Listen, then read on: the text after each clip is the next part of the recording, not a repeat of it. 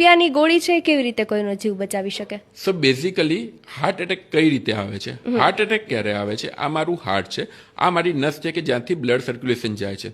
Suddenly મારા નસની અંદર કોઈ બ્લોકેજ આવી ગયો, કોઈ ગઠ્ઠો આવી ગયો, ત્યારે મારો હાર્ટ એના બ્લડ મળતું નથી અને તડફડિયા મારવા માંડે છે.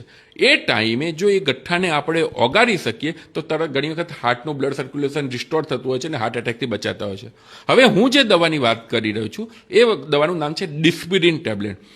ડિસ્પિરિન 325 મિલીગ્રામ વાળી ટેબ્લેટ, જે 10 રૂપિયામાં 8, 1 રૂપિયા કરતાં બી ઓછી સસ્તી છે, એ બજારમાં મળે છે.